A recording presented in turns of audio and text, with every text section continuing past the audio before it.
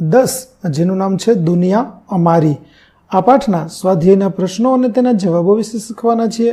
વિદ્યાર્થી મિત્રો, જો તમે મારી ચેનલમાં નવા હોય તો મારી ચેનલને જરૂરથી સબસ્ક્રાઇબ કરો। વિડીયો સારો લાગે તો લાઇક કરો, શેર કરો અને બેલ નોટિફિકેશન ઓન કરો, જેથી મારા આગળના નવા વિડીયો પણ આપને મળતા રહે। તો ચાલો મિત્રો શરૂ કરીએ પાઠ 10મો। સૌપ્રથમ પ્રશ્ન 1, વાતચીત। જેમાં પહેલો પ્રશ્ન છે, તમે પંખીઓનો કલરવ સાંભળ્યો છે ક્યારે? તો હા, મેં પંખીઓનો કલરવ સાંભળ્યો છે। દરરોજ સવારે જ્યારે હું ઉઠું છું ત્યારે મારી બારીની બહાર ચકલી, કબૂતર અને કોયલની મધુર ધ્વનિ સંભળાય છે। ખાસ કરીને ઉનાળાની સવારે જ્યારે હું શાળાએ જવા તૈયાર થતો હોઉં છું ત્યારે પંખીઓનો કલરવ ખૂબ મધુર સંભળાય છે। અમારા ઘરની પાસે એક નાનો બગીચો છે જ્યાં ઘણા પંખીઓ આવે છે અને ત્યાં બેસીને હું તેમનો કલરવ સાંભળું છું। વિદ્યાર્થી મિત્રો, આ પાઠની PDF જોવા માટે પ્લે સ્ટોરમાંથી અમારી એપ્લિકેશન વિશ્વગુરુ STD 1-12 ગુજરાતી ડાઉનલોડ કરી તમારા મોબાઈલમાં ઇન્સ્ટોલ કરો। જે તમે શરૂ કરશો તો તમને આ પ્રકારે જોવા મળશે, જેમાં બધા ધોરણની અંદર ધોરણ બતાવશે, ધોરણ પસંદ કરશો એટલે વિષય બતાવશે, વિષય પસંદ કરશો એટલે પાઠનું નામ બતાવશે। જેમાં તમે વિડીયો ઉપર ક્લિક કરશો તો વિડીયો જોવા મળશે અને PDF ઉપર ક્લિક કરશો તો તમને PDF જોવા મળશે। તો આશા રાખું છું અમારી એપ્લિકેશન આપને ગમશે। જરૂર ડાઉનલોડ કરજો, જે એકદમ ફ્રી છે। કોઈ પણ પ્રકારના ચાર્જ વગર તમે વિડીયો અને PDF જોઈ શકશો। તો ચાલો આગળ વધીએ। પ્રશ્ન 2, તમને ગમતા પક્ષીનો અવાજ કાઢી બતાવો। તો મને કોયલનો અવાજ ખૂબ ગમે છે। કોયલનો અવાજ કુહુ કુહુ જેવો હોય છે। આ અવાજ ખૂબ મીઠો અને સુરીલો લાગે છે। ત્રીજો પ્રશ્ન, તમે ક્યાં ક્યાં ચાલીને જાઓ છો? તો હું ઘણી જગ્યાએ ચાલીને જાઉં છું। મારી શાળા મારા ઘરથી ફક્ત 10 મિનિટના અંતરે છે, તેથી હું રોજ ચાલીને શાળાએ જાઉં છું। સાંજે મારા મિત્રો સાથે રમવા માટે પાર્કમાં ચાલીને જાઉં છું। અમારા ઘરની નજીકમાં એક નાની દુકાન છે, ત્યાં પણ હું ચાલીને જાઉં છું જ્યારે મારા મમ્મી પપ્પાને કોઈ નાની મોટી વસ્તુની જરૂર પડે છે। રવિવારે અમે કુટુંબ સાથે મંદિરે પણ ચાલીને જઈએ છીએ, કારણ કે તે અમારા ઘરથી નજીક છે। ત્યાર પછી, તમને ક્યાં ફરવા જવું ગમે, કેમ? તો મને દરિયા કિનારે ફરવા જવું ગમે છે। પાણીના ઉછળતા મોજાઓ, રેતીમાં ચાલવાનો અનુભવ અને સૂર્યાસ્ત જોવો એ બહુ સુંદર અનુભવ છે। દરિયા કિનારે હવા ખૂબ તાજી હોય છે અને ત્યાં શાંતિ મળે છે।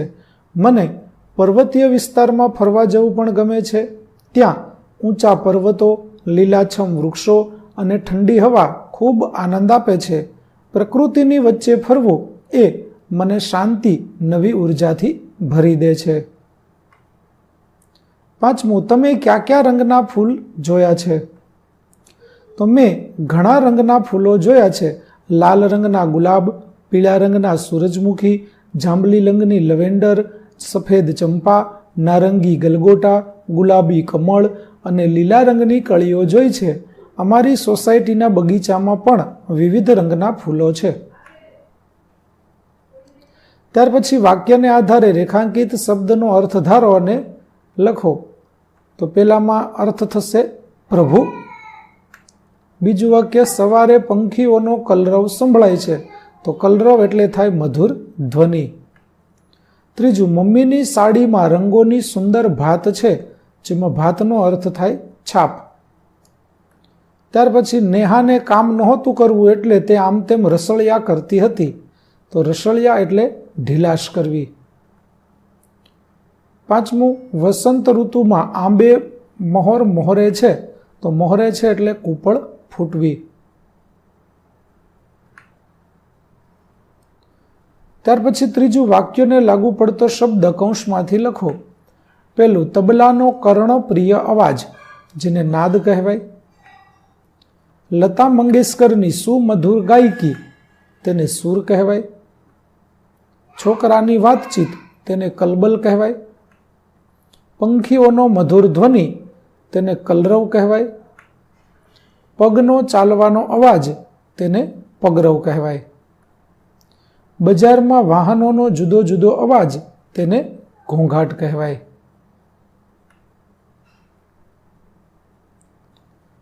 ત્યાર પછી ઉદાહરણ મુજબ શબ્દનો ઉપયોગ કરી વાક્ય બનાવો. ઉદાહરણ છે પગરવ, તો બાળકોના પગરવથી ઘર ગુંજી ઉઠ્યું. એવી રીતે મારું વાક્ય છે અમે અચાનક કોઈનો પગરવ સાંભળ્યો. પેલું કલરવ, તો બાળકોનો કલરવ ઘરમાં ખુશીઓ ભરી દે છે. નવું વાક્ય સવારમાં પક્ષીઓનો કલરવ સાંભળવો મને ખૂબ ગમે છે. કલબલ, રમતના મેદાનમાં બાળકો કલબલ કરતા હતા. તો મેળામાં થતી લોકોની કલબલ દૂરથી સંભળાતી હતી. ત્રીજું, પવનની લહેરખીથી વાતાવરણમાં ઠંડક પ્રસરી ગઈ. વાક્ય દ્વારકાના દરિયાની લહેરખી અનુભવીને મનમાં ખૂબ આનંદ થયો. લહેકો, તો મનોજને લહેકો કરીને ગાવાની ટેવ છે અને ગીત ગાતી વખતે રાધાએ લહેકો કર્યો અને બધા પ્રભાવિત થઈ ગયા. ત્યાર પછી વાક્યને લાગુ પડતી પંક્તિ કાવ્યમાંથી શોધીને લખો. જેમાં પેલું અમે મધુર અવાજ કરતા રહીશું. તો વાક્ય આવશે પણ કલરવની દુનિયા અમારી.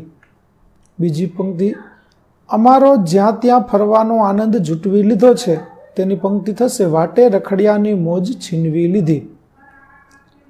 ત્રીજી પંક્તિ વહેલી સવારે શોર બકોર સંભળાય છે. તેની પંક્તિ હશે કલબલ તો થાય જ્યાં પહેલો તે પહોર. ચોથું ગીત ગાતી વખતે અવાજ ખીલી રહ્યો છે. તેની પંક્તિ થશે લહેકાયે લહેકાયે મોહરતા અવાજના.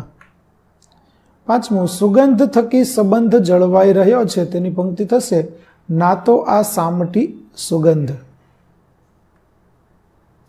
ત્યાર પછી કાવ્યને આધારે બંધ બેસતા જોડકા જોડો. જેમાં પેલું જગતને જોઈ ન શકવું, સાંભળીને જગતને પારખવું. બીજું જ્યાં ત્યાં ફરવાની મજા છીનવાઈ. તેની સામે આવશે પગના અવાજથી આગળ વધવું. ત્રીજું ફૂલોના રંગોની પરખ નથી શકવી. તેની સામે આવશે સુગંધ થકી ફૂલોની ઓળખ. દરિયાની ભરતી.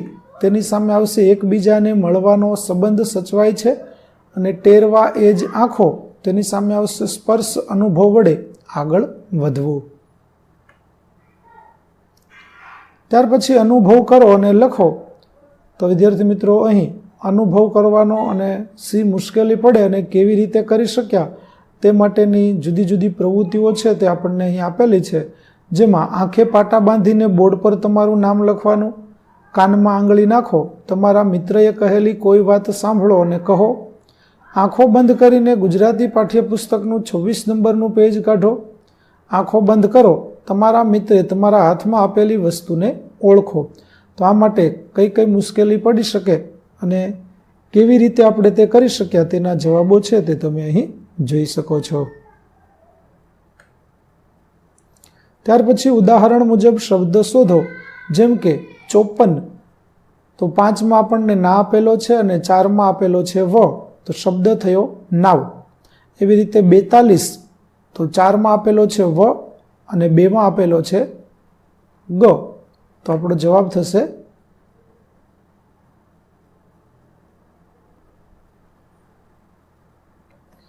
ત્યાર પછી આપણને નીર આપેલું છે. તો નીમાં થશે 7 અને રનો થશે 3. તો નીરના થશે 73. ત્યાર પછી બે શબ્દો આપણે નવા બનાવવાના છે. જેમાં 173 એટલે 1 એટલે પ, 7 એટલે ની અને 3 એટલે ર, પનીર. ત્યાર પછી 28, તો તેમાં થશે ગયા. આ પ્રકારે આપણે શબ્દો બનાવીશું. ત્યાર પછી આગળ લીટી દોરેલ શબ્દની જગ્યાએ કૌંસમાં આપેલ શબ્દનો ઉપયોગ કરી વાક્ય ફરીથી લખો. જેમાં પેલું વાક્ય થશે આકાશમાં ચકલી ઉડતી હતી. બીજું વાક્ય યુવરાજ બેઠા બેઠા ખાતો હતો. ત્રીજું વાક્ય હું રમું છું. ચોથું વાક્ય થશે કોમલ હસતી હસતી લખતી હતી. પાંચમું વાક્ય તપેલું દૂધથી ભરેલું હતું. ત્યાર પછી પ્રશ્નોના ઉત્તર લખો. જેમાં પહેલું અહીં કોને સંબોધીને વાત કરવામાં આવી છે? તો અહીં અંધજનને સંબોધીને વાત કરવામાં આવી છે. બીજું ઈશ્વરે શું શું લઈ લીધું છે? તો ઈશ્વરે અંધજન પાસેથી જોઈ શકાય તેવી દુનિયા રસ્તે રખડવાનો આનંદ, ફૂલોના રંગો જોવાની શક્તિ વગેરે લઈ લીધું છે.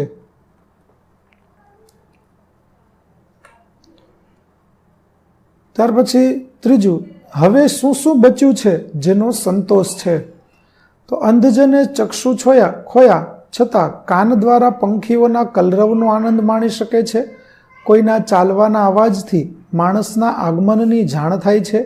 પંખીઓનો કલરવ થતાં તેના બંધ પોપચામાં સવારના રંગોની ભાત રચાય છે. નાક દ્વારા ફૂલોના એક સામટી સુવાસને માણી શકે છે. પવનની લહેરખીનો સ્પર્શ થતાં દરેક ઋતુના પ્રકૃતિ સૌંદર્યને માણી શકે છે. આમ પ્રજ્ઞાચક્ષુની એક ઇન્દ્રિય જતાં તેની અન્ય ઇન્દ્રિયો તેને દુનિયાના વૈભવનું રસપાન કરાવે છે અને જેનો તેને સંતોષ છે. ત્યાર પછી વહેલી સવારે થતા અનુભવનું વર્ણન કરો. તો વહેલી સવારે પંખીઓનો કલરવ થતાં અંધજન બંધ પોપચામાં સૂર્યોદયના સોનેરી રંગોની ભાત રચાતી અનુભવે છે. એવે વખતે અંધજનને થાય છે કે એની આંખોની સીમામાંથી છટકીને રણજણતું રૂપ લઈને રાત જાણે ચાલી ગઈ છે. અંધજનને આ રીતે સૂર્યોદયનો અનુભવ થાય છે. ત્યાર પછી રૂપ અને અવાજ વિશે શું કહ્યું છે? તો અંધજન જ્યારે પંખીઓના કલરવથી વહેલી સવારે ઉઠે છે ત્યારે એના વિવિધ રંગોની ભાત તેમના બંધ પોપચામાં પડે છે અને તે તેમની આંખોની સીમા ઓળંગીને કાન દ્વારા માણી શકાતું રણજણતું રૂપ લઈને રાત આવે છે. છઠ્ઠું, ફૂલોના રંગ અને સુગંધ બાબતે શું નિર્દેશ કર્યો છે? તો અંધજન ભલે ફૂલોના રંગ જોઈ શકતા નથી, પણ તેમણે નાક દ્વારા ફૂલોની એક સામટી સુવાસને મન ભરીને માણીને ફૂલો સાથે પોતાનો નાતો જીવંત રાખ્યો છે. ત્યાર પછી ટેરવાએ આંખોનું સ્થાન લીધું છે એવું શા માટે કહ્યું છે? તો અંધજનની આંગળીઓના ટેરવા વસ્તુને અને માણસને સ્પર્શીને તેને ઓળખી જાય છે. આમ અંધજનના જીવનમાં સ્પર્શેન્દ્રિય આંખનું કામ કરે છે. આથી કવિ કહે છે કે અંધજનની આંગળીઓને ટેરવે ટેરવે હવે આંખ ફૂટી છે. વિદ્યાર્થી મિત્રો, અહીં આપણો પાઠ 10 દુનિયા અમારી ના સ્વાધ્યાયના પ્રશ્નો અને તેના જવાબો પૂરા થાય છે. આગળના પાઠના સ્વાધ્યાયના પ્રશ્નો અને જવાબો મેળવવા મારી ચેનલને જરૂરથી સબસ્ક્રાઈબ કરો. તેમજ PDF જોવા પ્લે સ્ટોરમાંથી અમારી એપ્લિકેશન વિશ્વગુરુ STD 1-12 ગુજરાતી ડાઉનલોડ કરો. ફરી મળીશું નવા વિડીયો સાથે. ત્યાં સુધી આવજો.